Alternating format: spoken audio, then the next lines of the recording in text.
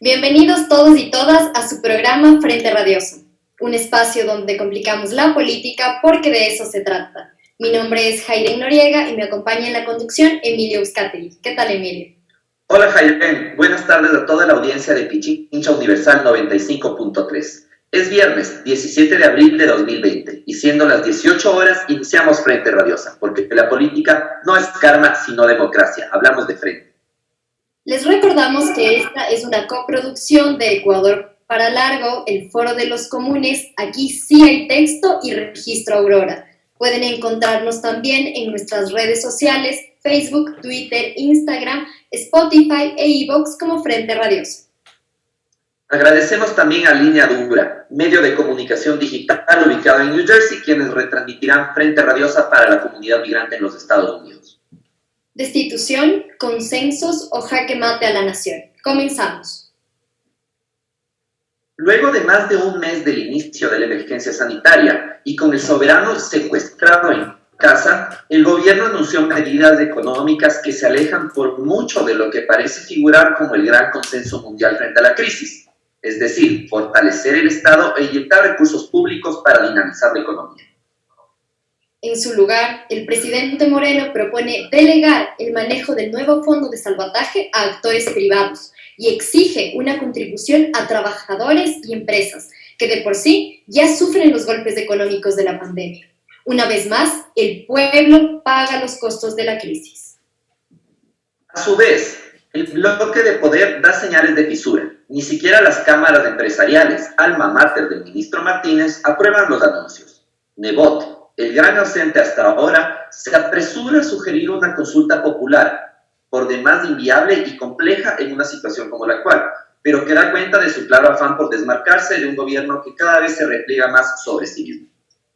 La ministra Romo, al puro estilo de Margaret Thatcher, afirma que no hay alternativas. Y Martínez aprovecha para desempolvar varias reformas dictadas por el FMI y cristalizadas en la Trole 4.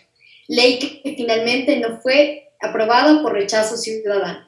Su insistencia en pagar la deuda, flexibilizar el trabajo y abrir las vías de la desregulación financiera y demás, dejan por sentado que su compromiso no es con la vida. Los ojos del país están ahora sobre la Asamblea Nacional. Frente a las amenazas de muerte cruzada y la posibilidad de que se gobierne por decreto en el entretiempo, el Pleno del Legislativo es el último espacio de contención política que puede plantear salidas mínimamente populares a la crisis. Destitución, consensos o jaque mate a la nación. Esa es la pregunta que planteamos esta tarde a nuestros invitados e invitada. Bienvenidos.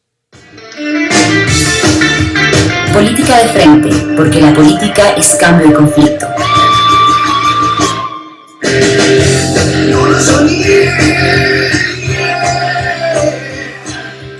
Damos la bienvenida a nuestros invitados e invitada. Andrés Chiriboga, sociólogo económico, miembro del Foro de los Comunes y del Observatorio de la Dolarización. Soledad Stoessel, profesora de Sociología de la Universidad de La Plata e investigadora de Calas, Ecuador. Muy bien, compañeros, vamos con la primera pregunta que es para todos, la idea es generar un debate abierto, ¿no? ¿Cuál es su lectura política de la crisis que vive el Ecuador en medio de la emergencia sanitaria? Entremos contigo, Soledad. Bueno, buenas tardes a todas y a todos. Muchas gracias por esta invitación. Es un honor estar acá para debatir con ustedes.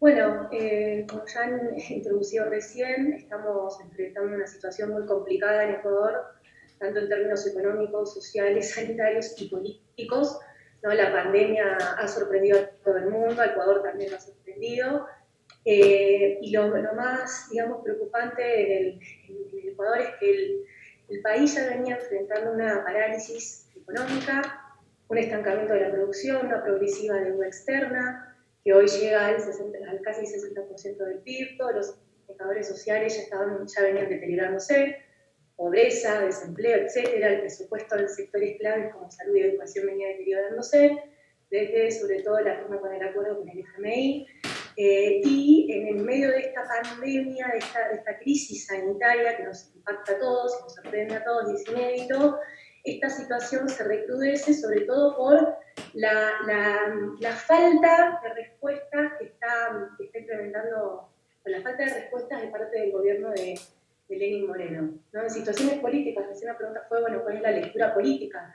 Llama la atención, ¿no?, que las medidas que está hace una semana implementando el gobierno no han tenido absolutamente ningún tipo de apoyo político, y estoy pensando en todo el arco opositor, ¿sí? Incluso los que hasta hace un tiempo atrás eran los aliados políticos del gobierno, al parecer hoy le están soltando la mano, ¿no? Si nos detenemos a analizar lo que ha sido el debate en la asamblea de esta mañana, de hoy al mediodía, justamente ahí podemos ver cómo precisamente todos aquellos aliados originales del gobierno, inclusive las élites o representantes de las élites económicas, están comenzando a mostrar sus discrepancias y están soltando de la mano al gobierno. Sí, eso es importante tener en cuenta, y lo que estamos necesitando en este momento en el país justamente es un gran acuerdo nacional, donde precisamente todas las expresiones de los partidos políticos, de la oposición política, puedan llegar a un gran acuerdo junto con el gobierno para entre todos pensar cómo enfrentar la crisis. Que por ahora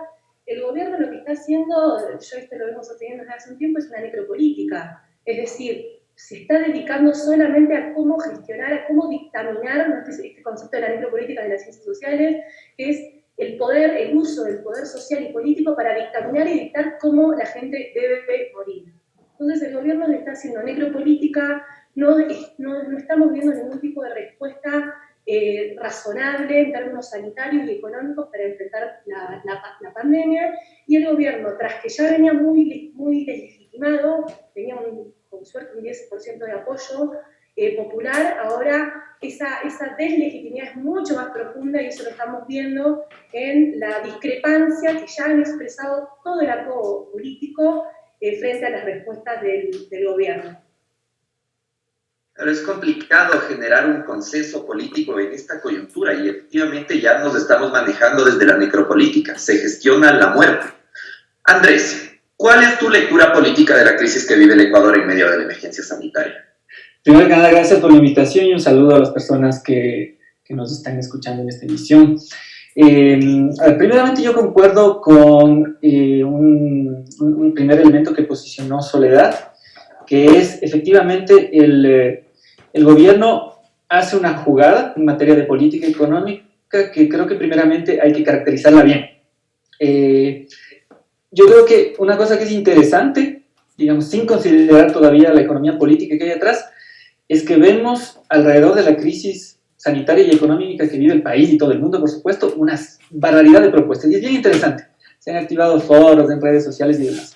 Pero las propuestas que están sobre el tablero, digamos que básicamente a mi manera de ver son lo que está jugando el gobierno, de alguna manera lo que está jugando la Revolución Ciudadana, y lo que estos, digamos, y esta lectura del resquebrajamiento de los aliados que decía Soledad, ¿no es cierto? ¿Qué es lo que está pasando con Nebot y el Partido Social Cristiano, con los viejos aliados del morenismo en la Asamblea? Son como estas tres vertientes donde realmente se está jugando la política económica. Luego hay un montón de debates que se tratan de sumar a uno u otro coche, pero yo creo que ahí es donde se puede tratar de leer la economía política de las propuestas económicas. Sumaría dos cosas a temas que tocó Soledad. El primero, ¿qué es lo que está atrás y a qué está jugando el gobierno? Entonces hay que tratar, yo creo que de entender un poquito. En primer lugar, el gobierno ecuatoriano, yéndose contracorriente con lo que está pasando en todo el mundo, está jugando a acelerar el ajuste.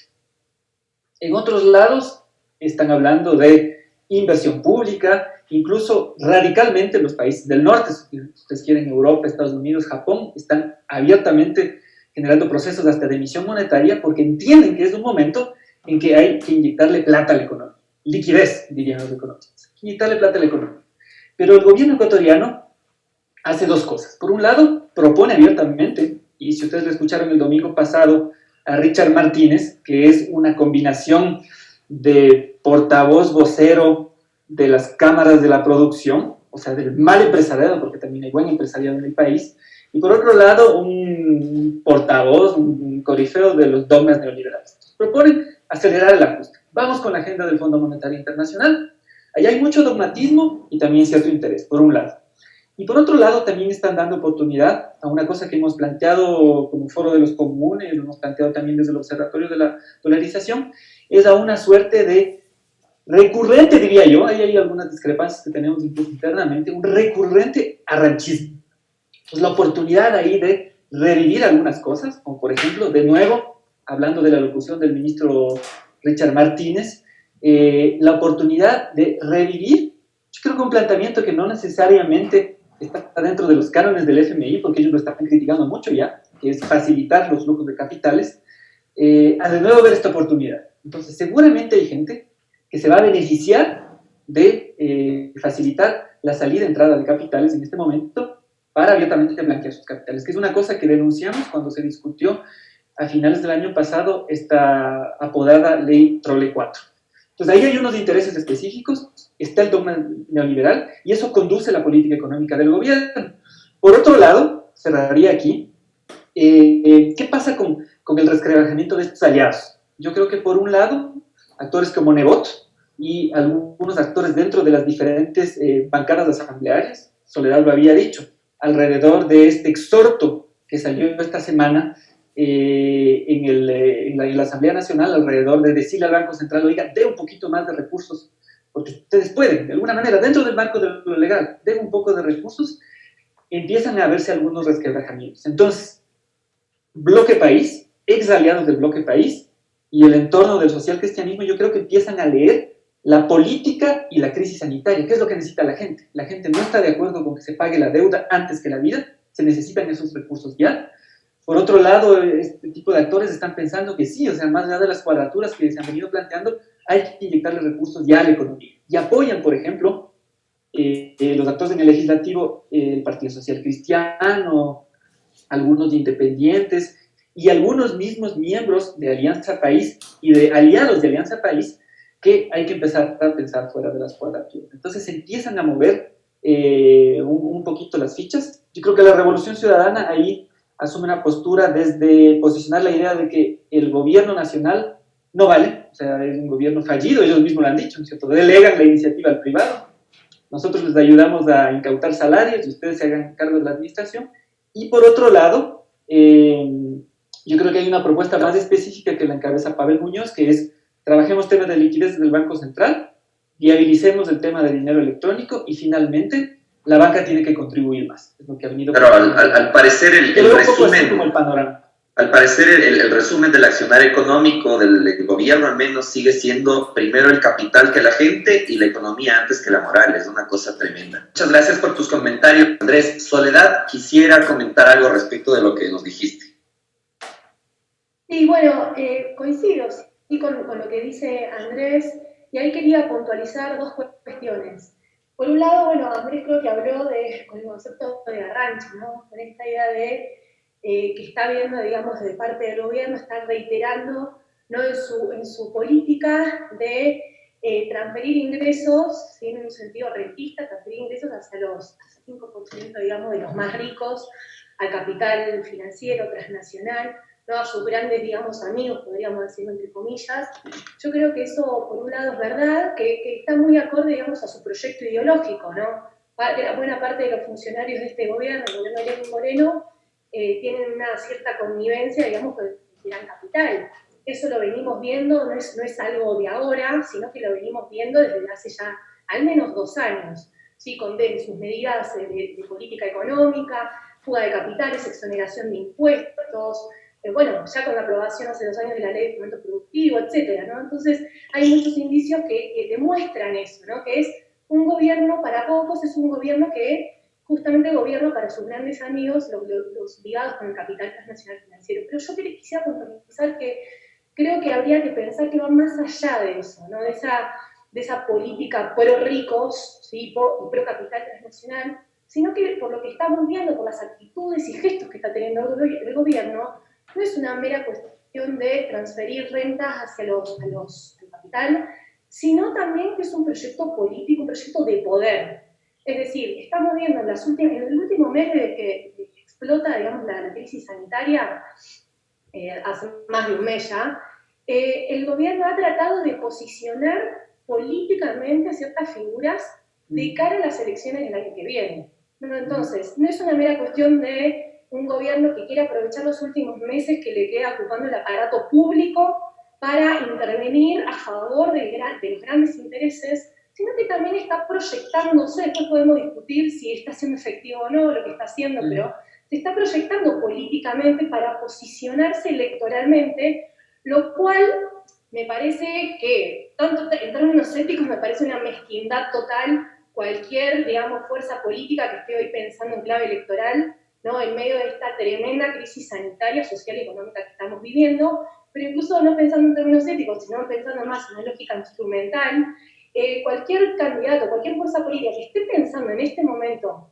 en una clave electoral es tirarse un tiro en el pie, porque cualquier futuro candidato, digamos, en esta coyuntura va a quedar completamente polarizado. Desde el gobierno nacional lo vemos claramente, se está tratando de posicionar en la figura del vicepresidente Otto Sonnenholzner, ¿no? Donde él aparece en todos los medios de comunicación, que hago un paréntesis, ¿no?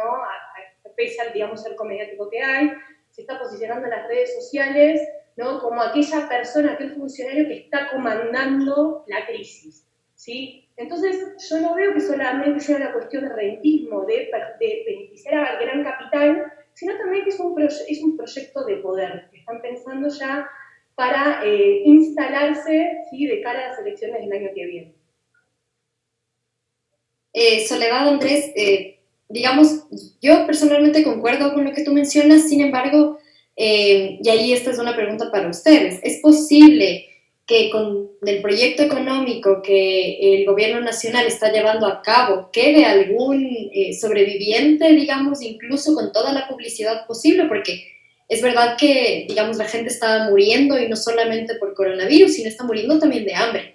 Y vemos que el proyecto de ley que aún no se envía a la Asamblea, pero los anuncios económicos que han dicho en varias cadenas dan cuenta de que la situación va a ir para peor. Entonces, digamos que estas medidas van a dar paso a que se siga pensando en Otto 2021, Andrés.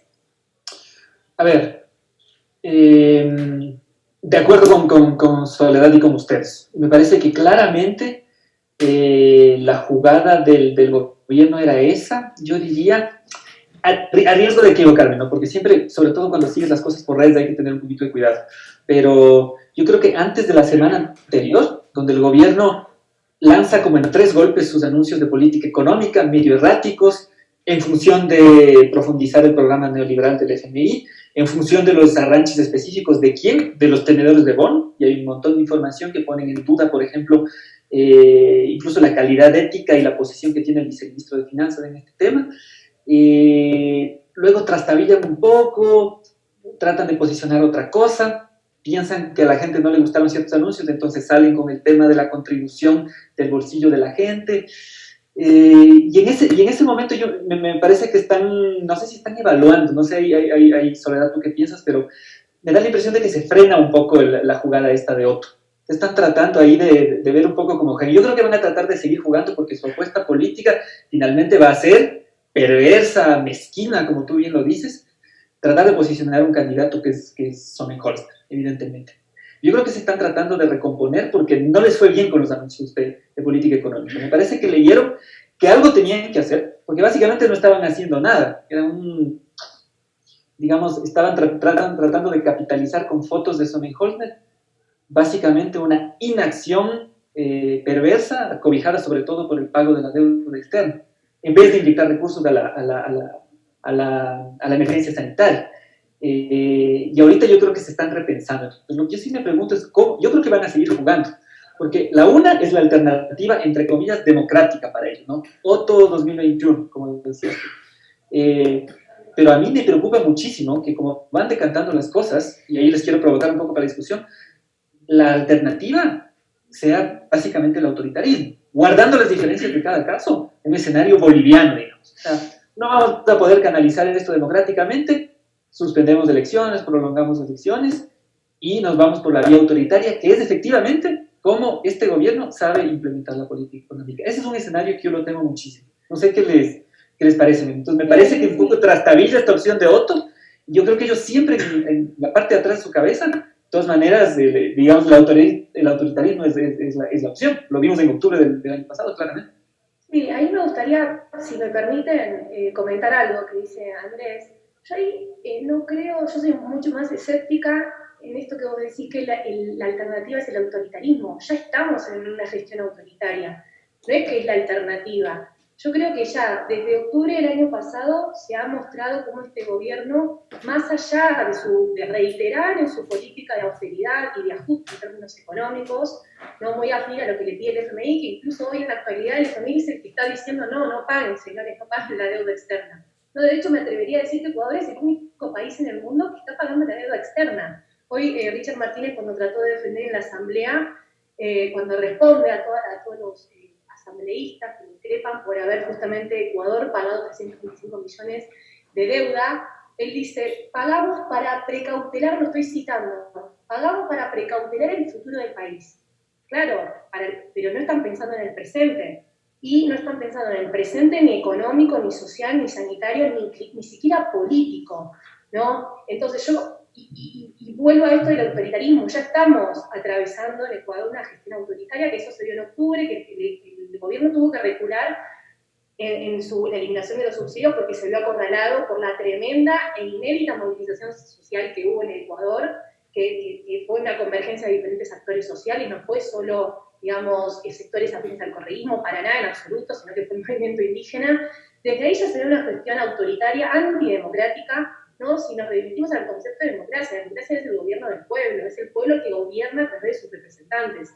Hoy en día el gobierno sigue reiterando en esa gestión autoritaria de no escuchar, de no corregir, de no reconocer ciertos errores, ¿sí? El gobierno implementó tarde ciertas medidas para atacar la crisis sanitaria, sigue siendo errático, y vos hablaste, ¿no?, del juego político, ¿no?, que están insertos, el gobierno está inserto en este juego político. Yo creo que es un juego político sumamente errático. Incluso asambleístas de la bancada de Alianza País, de su propia bancada, han reconocido que el gobierno se mandó solo con un proyecto de esta envergadura, un proyecto económico que ni siquiera fue negociado con la bancada de Alianza País. De hecho, los mismos asambleístas reconocieron que se enteraron por medio de redes sociales en qué consistía el proyecto económico, ¿no? Entonces, vemos que el gobierno se cierra cada vez más ni siquiera ya diría en su propia fuerza, sino en los 4 o 5 funcionarios que están tratando de comandar esto.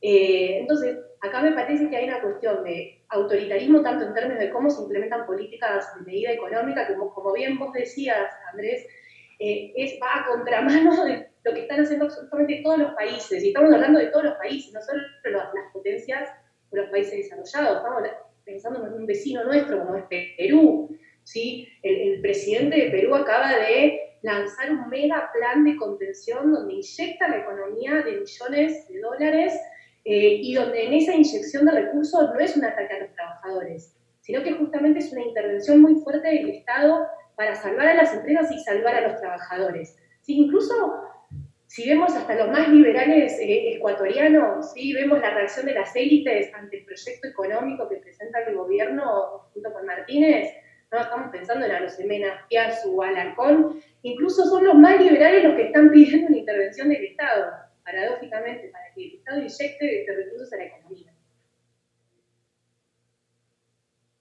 Sí, sobre los contrasentidos, yo creo que hay que comentar algunas cosas más. Yo creo que es importante ahí que la gente lo conozca, que en la Asamblea se conozca que el Ecuador está yendo en una peligrosísima contracorriente. Y ahí creo que es importante notar, añadiendo a una cosa que acaba de decir Soledad, que hay una serie de actores que, digamos, nos dejan locos, se dice comúnmente, ¿no? Además de lo que había dicho Soledad, por ejemplo, si ustedes revisan, no me crean a mí, vayan, entren a internet, lo que quieran, busquen, hay una publicación, una entrevista que le hacen en El Universo, Antonio Acosta, el presidente del Banco del Pichincha. Luego podemos hablar un poquito de qué es lo que tiene que hacer la banca, qué es lo que puede hacer la banca. Pero me dejó sorprendido el hecho de que él dice, hay mucha plata de los ecuatorianos fuera del país y hay un enorme capital que puede servir, él le llama para la reconstrucción o para atacar el problema sanitario que estamos viviendo. Y el gobierno nacional, de una manera errática, en función a bobos dogmas, diría yo, y a este arranchismo de los tenedores de bonos, de personas que han sido públicamente acusadas de tener capitales fuera, incluyendo al vicepresidente ilegítimo y candidato futuro del morenismo, Otto Sonnenholzer, han sido acusados de tener capitales fuera del país. ¿Y qué es lo que plantea Richard Martínez, qué es lo que plantea el gobierno? Incorporar propuestas de ley, de política finalmente, para lavar ese tipo de capitales. Entonces termina siendo realmente una peligrosa barbaridad lo que está haciendo el gobierno. Yo creo que lo que hay que pensar es, se había hablado ya en este espacio de coaliciones, de pensar dónde están los espacios para empujar una política diferente. Yo pienso que el primer punto, el punto de partida es justamente darse cuenta de lo peligroso de este erratismo interesado y de continuidad del neoliberalismo en Ecuador, que es una cosa que yo creo que hay que insistirle a las personas que nos ven y que nos escuchan, va en contracorriente con todo el mundo. De acuerdo, yo creo que nos interesaría muchísimo más profundizar en qué tipo de autoritarismo estamos viviendo, porque ojo que, bueno, también es un contrasentido que si tú tienes una Asamblea Nacional que tiene una participación variada de sectores, tienes incluso una bancada de la Revolución Ciudadana que tiene una mayor representación popular, tienes fraccionamientos dentro de Alianza País, tienes, creo, en ese escenario se ha golpeado tanto, es decir, el golpe autoritario ha sido tal y tan previo a que tampoco tienen una capacidad de respuesta desde esas instituciones. Entonces, ahí la pregunta macro que nos queda es cómo procesamos esta crisis. Vamos a procesarla desde lo institucional, pero si las vías institucionales ya se ven insuficientes, ¿qué se puede hacer? Es una cuestión sumamente compleja. También coincido muchísimo en lo que comentaba Andrés. Veo que esto es una oportunidad para que estaban varias personas estaban esperando para legalizar un blanqueo de capitales. Es algo que se viene intentando desde proyectos anteriores de ley. Es decir, ya hemos vaciado de moral a la política a tal punto en el que estamos, que ve como la única forma de salvarnos avalar delincuentes, porque a fin de cuentas lavar dinero vía el Estado, o sea, aceptar dineros de lavado de activos con tal de repatriar capital y tener un mínimo de flujo es una cuestión inmoral. Pero bueno, esas son las líneas que quisiéramos tratar después del corte. Se nos ha pasado un poquito el tiempo. Vamos a ahorita un corte comercial y enseguida regresamos a conversar con ambos. Esto es Frente Radiosa. Agitamos la política, de eso se trata. El conflicto no es karma, sino democracia. Frente Radiosa, todos los viernes a las 18 horas. Por la señal de Pichincha Universal.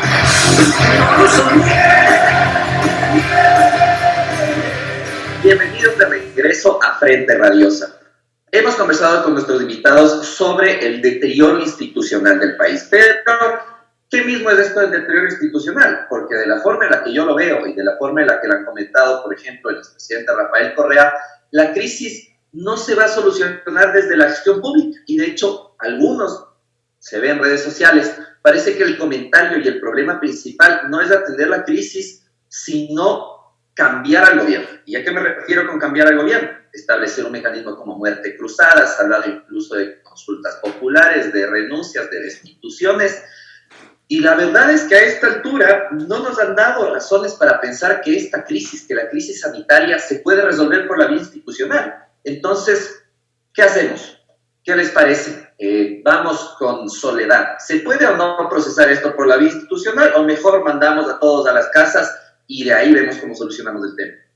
Yo solamente quisiera añadir, perdón, Soledad, y es que yo también, digamos, tengo una sensación de que la Asamblea Nacional está no a la ofensiva, sino a la defensiva. Entiendo que hay un proyecto de ley, que era el que mencionaba Andrés, del asambleísta Pavel Muñoz, pero que, digamos, ahora la Asamblea Nacional, eso de que quedó en un segundo plano, porque ahora la Asamblea Nacional está más bien esperando el proyecto económico urgente para, digamos, a partir de ahí mirar una estrategia, al menos de las fuerzas políticas populares, de ver cómo se soluciona la crisis por una vía que favorezca a los sectores populares, a los sectores empobrecidos.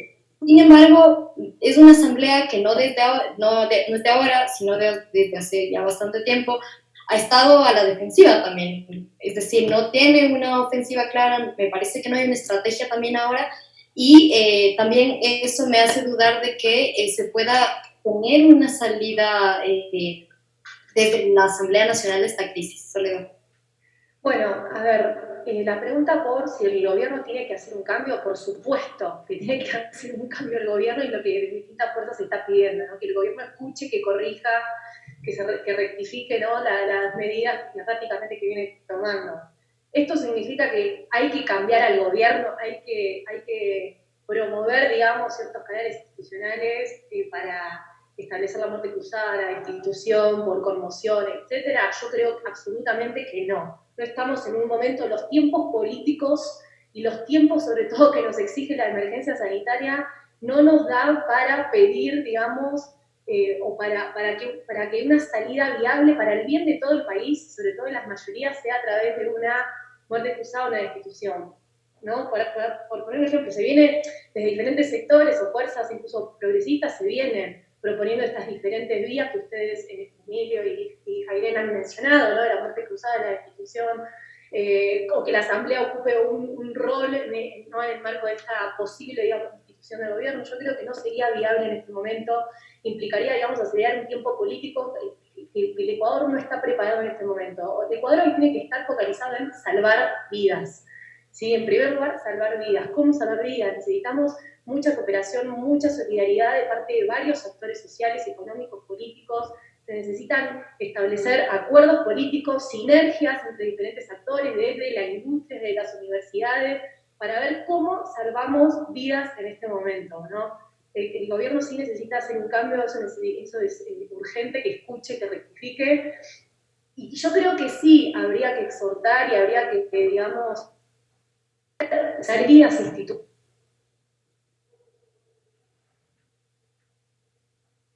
La Asamblea y otras instituciones políticas como los organismos de control, etcétera. Yo creo que sí se puede, digamos, establecer o promover esos acuerdos desde el Poder Legislativo, desde la Asamblea, ¿sí? Hemos visto cómo todas las bancadas legislativas se han pronunciado en contra, e incluso no solo que se han pronunciado, están a la defensiva, si es verdad, pero también han hecho propuestas, ¿sí? Han hecho propuestas en las que incluso se pueden converger desde diferentes actores políticos que han sido opositores, desde el correísmo hasta el Partido Social, hasta los socialcristianos, ¿sí? Hay una cierta convergencia, pero esa cierta convergencia podría tener un cauce si es que desde arriba, desde el gobierno, se cede, se escucha y se deja esa negación, ¿sí? Esa necedad con la que viene gestionando la política.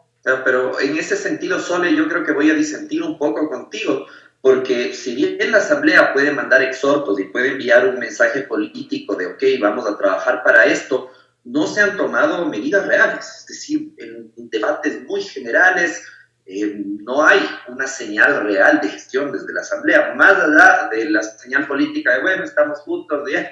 Pero bueno, en fin, Jairén quería comentar al respecto. Sí, es evidente que el gobierno tiene un discurso, y Romo lo ha dicho, es más, como de no hay alternativas. Y yo creo que sí es importante ya en esta parte del programa ir dilucidando con ustedes un poco de esas alternativas, ¿no? Está por un lado el exhorto del que habla Emilio, que envió la Asamblea Nacional, y quizá Andrés nos pueda comentar un poco, sin que esto se convierta en una clase de economía, pero sí que nos pueda ayudar con un poco de pistas para entender de qué se trata esa propuesta, que además sí es viable hacerlo a través de la Asamblea, cómo funcionan esos mecanismos, porque al parecer es la gran apuesta de la Asamblea y me parece importante que la ciudadanía sepa de qué se trata. Andrés. A ver, primero que nada, antes de arrancar en discusiones técnicas y sobre plausibilidad, las palabras más sencillas posibles, y yo pienso que ahorita estamos obligados a pensar en la economía política de las propuestas, siempre, porque les digo ya, seguramente podremos sacar propuestas innovadoras, o sea, hay muchísima gente en la economía, en ciencias afines, en la academia, no en la academia, que están pensando cosas, pero yo creo que hay que empezar a discutir eso en función, digamos, de la economía política real, digamos, las correlaciones de fuerzas, de los intereses que existen, digamos, y políticamente en general, qué tan viables son estas propuestas. Yo creo que es el primer mensaje. Entonces, y es un mensaje para toda la gente que está pensando, porque yo veo, hay esfuerzos importantes de los economistas de hacer los modelos de impacto y demás, que yo creo que son muy importantes, pero se están olvidando de la economía política. Primera cosa. Luego, ¿qué es lo que está pasando en la Asamblea? Yo no sé si la Asamblea tiene un claro plan, pero yo creo que la muestra de esta semana alrededor del exhorto da una cierta esperanza, me parece. Yo a la vez tengo esperanza y a la vez soy medio incrédulo. Cuando leí un comunicado de la bancada de la Revolución Ciudadana, que decían, bueno, pues que venga el proyecto de ley, que no ha llegado todavía, que más o menos lo delinea Licha Martínez el domingo pasado, pero que no llega, digamos, concretamente. Dicen, bueno, que venga, discutiremos, sacaremos todo lo que no sea beneficioso, lo que no sea bueno para paliar la crisis económica y sanitaria que estamos viviendo, y meteremos nuestras propuestas, ¿cierto? Ahí concretamente hay propuestas concretas del tema de dinero electrónico, de regulación financiera, impulsadas por Pavel Muñoz, pero yo en ese momento me dije, pero, digamos, o sea, primero, ¿qué aliados van a tener? Porque, digamos, el Partido Social Cristiano todavía no se pronunciaba, digamos, en esta propuesta que precautela ciertos intereses todavía, pero que empieza ya a encontrar algunos puntos de conexión con la bancada de la Revolución Ciudadana. Pero luego yo decía, bueno, de todas maneras, en nuestro país, en nuestra Constitución, el Ejecutivo tiene un poder bien fuerte, o sea, incluso a través de canales institucionales y legales. Entonces van a tener que llegar esto hasta el veto y que no les veten, muy pesimista.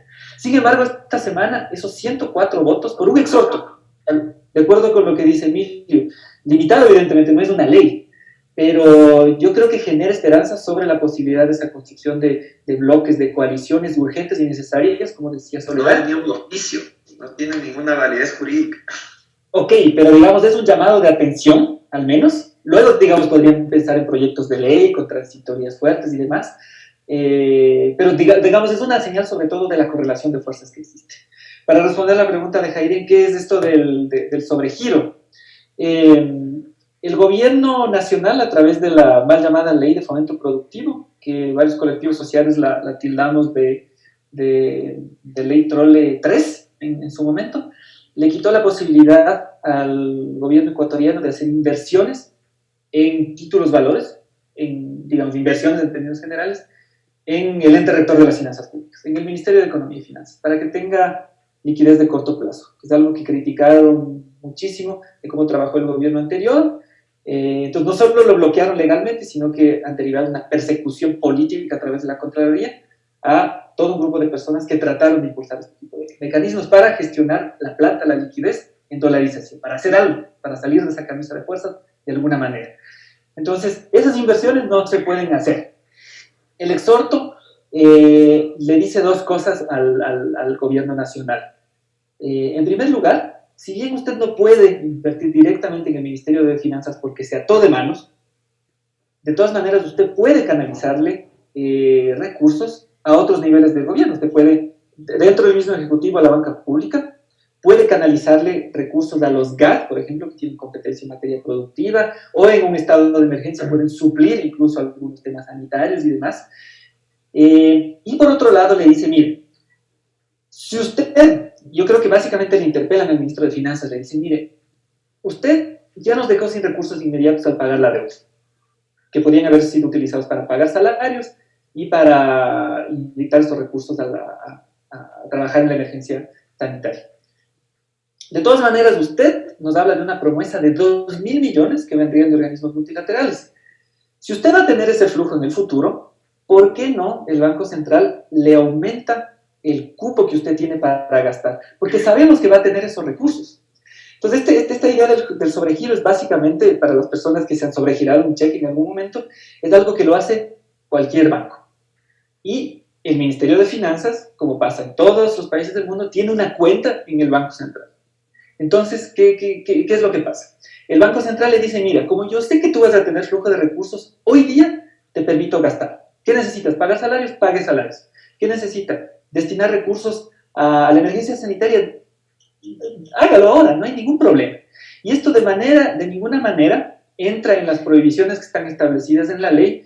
Dice que de alguna manera estás incautando recursos o asumiendo obligaciones de entidades públicas, en este caso. No, porque básicamente como cualquier banco, el Banco Central le da un sobregiro, le da una capacidad de gastar ahora con flujos de recursos que van a tener después. Entonces, la Asamblea le está exhortando a eso. Entonces le dice, vea, invierta a los GATS, invierta si quiere en el Banco del Pacífico, y el Banco del Pacífico que luego invierte en el Ministerio de Finanzas, o finalmente, ábrale el cupo al Ministerio de Finanzas para que gaste ahora con los recursos, con los 2.000 millones de dólares que supuestamente van a venir después. Eso es lo que le está diciendo la Asamblea, dentro del marco legal. No hemos cambiado la ley, pero por favor hagan esto.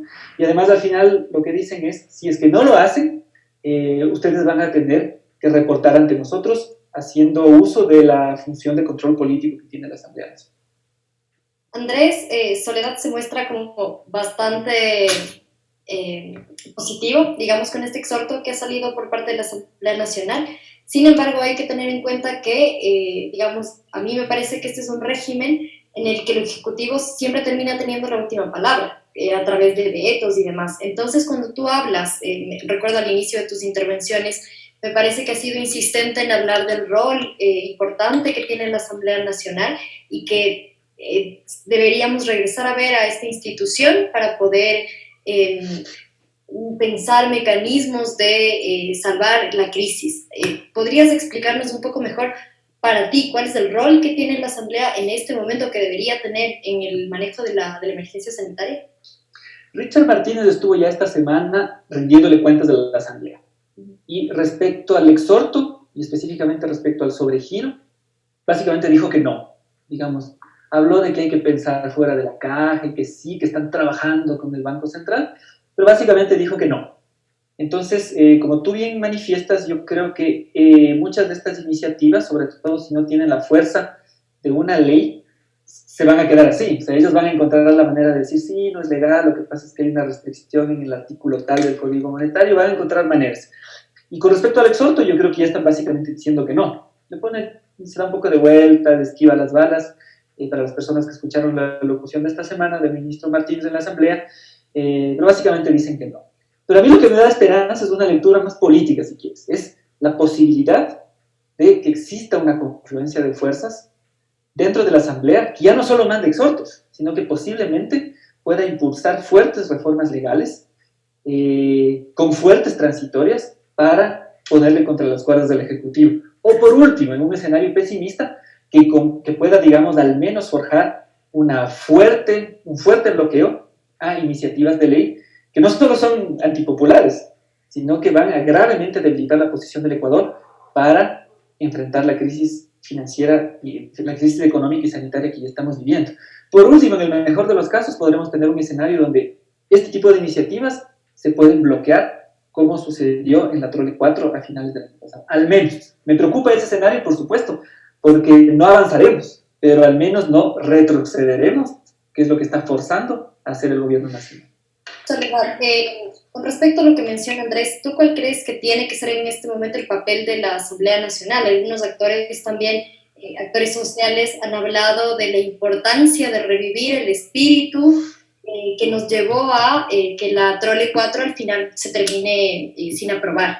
Entonces, también es como la Asamblea, pero en sintonía con una sociedad civil que en este momento estamos en cuarentena y incapacitados de movilización. ¿Cómo es tu lectura al respecto? Bueno, a ver, yo no es que sea realmente optimista, ¿no?, con el rol de la Asamblea, sobre todo porque justamente veíamos que venía de cierta, digamos, atrofia en términos de su dinámica y su funcionamiento, ¿sí? Eso lo hemos visto incluso desde octubre del año pasado, que en plena crisis, a partir de las movilizaciones sociales, la Asamblea prácticamente no existió, ¿no?, en la dinámica política del país.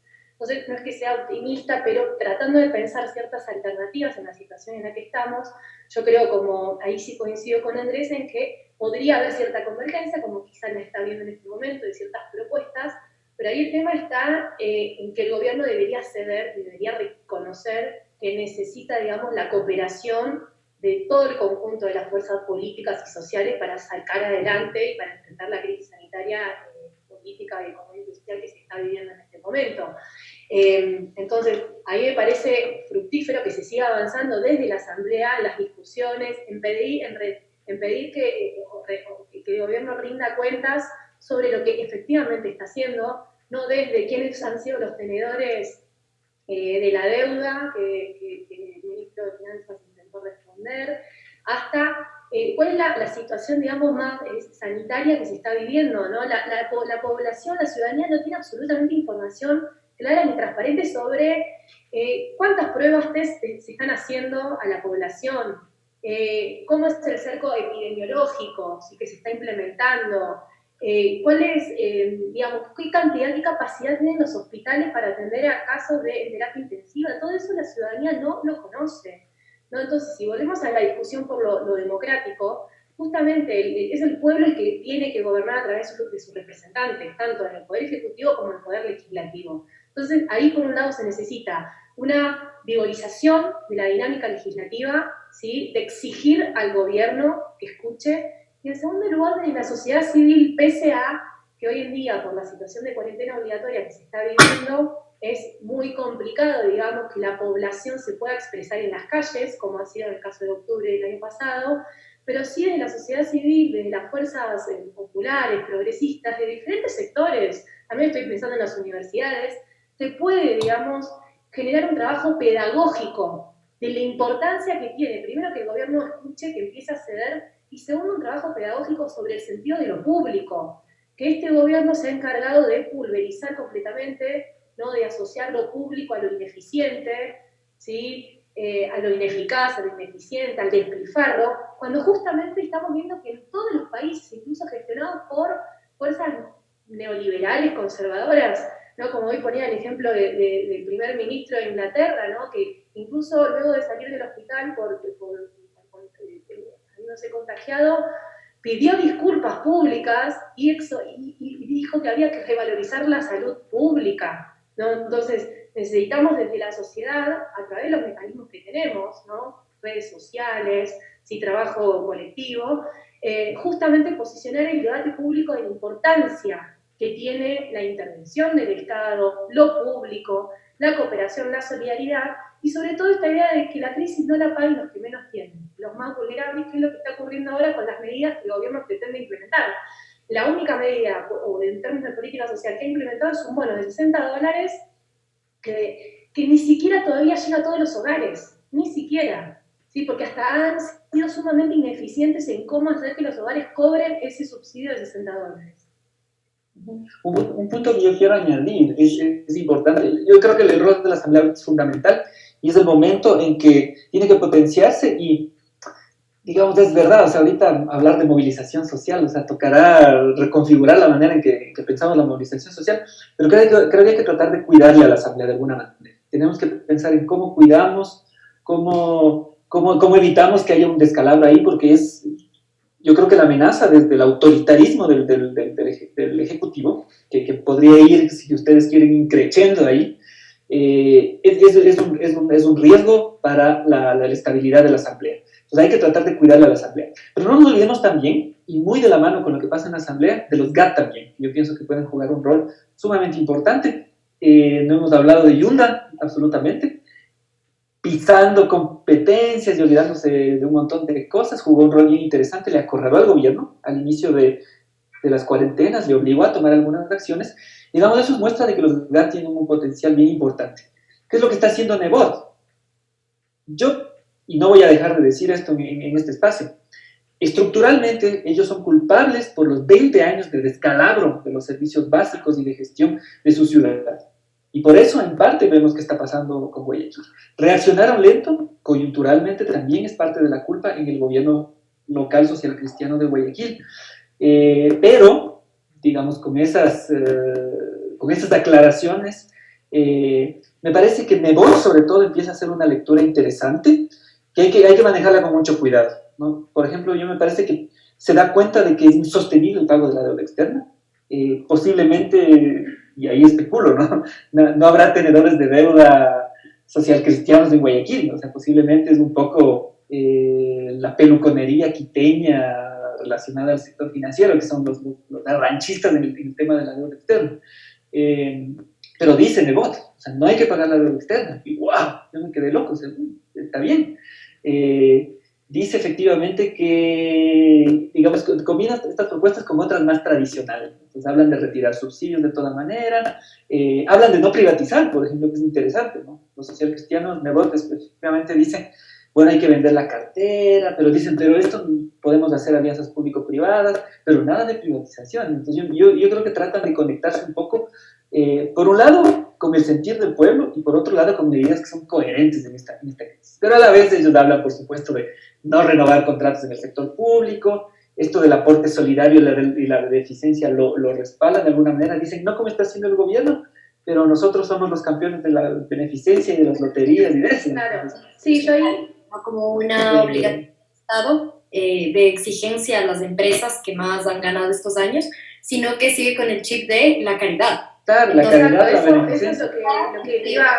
lo que iba a comentar, que ahí estoy de acuerdo con lo que comenta Andrés, ¿no? Y que es interesante ver, de no perder de vista, ¿no? La propuesta de los sociales cristianos, pero al mismo tiempo siguen expresando esa cara, digamos, neoliberal, ¿no? Muy afín a lo privado, porque cuestionan la idea del gobierno de crear un fideicomiso manejado por la sociedad civil. Ya sabemos quiénes son la sociedad civil, son los grupos de notables, obviamente, pero tampoco es que la propuesta de Nebot, digamos, cuestiona eso, cuestiona la gestión privada, ¿sí? Sino que dice, bueno, con los fideicomisos privados que ya existen, entonces vamos a gestionar la crisis, ¿sí? No hay una propuesta de que justamente esta pandemia lo que nos ha mostrado en todos lados es justamente la necesidad de una acción pública activa en términos de inversión en salud, por ejemplo, ¿no? O del cuidado de los trabajadores. En la propuesta de Nebot tampoco se observa, digamos, un plan de acción que no sea defensivo, sino que justamente pueda, digamos, cuidar el trabajo, cuidar a los trabajadores, cuidar a los que ya están desempleados, de que esta catástrofe no sea aún peor, ¿no? Entonces, me parece interesante tener en cuenta eso, pero también hacer, digamos, esas apreciaciones. Vamos ya cerrando el programa, nos queda mucho por hablar. Quisiera pedirles un mensaje final que tenga que ver con los caminos de la resistencia social que nos quedan en medio de esta cuarentena. Un minuto, Soledad, por favor. Bueno, en este momento yo creo que todos como sociedad tenemos que ser sumamente generosos y solidarios en pensar, digamos, acciones, digamos, propositivas, de reclamar, digamos, en las instancias donde hay que reclamar, ya sea, no importa hacerlo a través de las redes sociales, ¿no? Pero de tratar de impulsar, digamos, acciones conjuntas para justamente tratar entre todos de que el gobierno actualmente, digamos, haga un giro de timón, ¿sí? Rectifique, corrija, escuche y empiece, digamos, a gestionar más democráticamente esta crisis sanitaria. Andrés.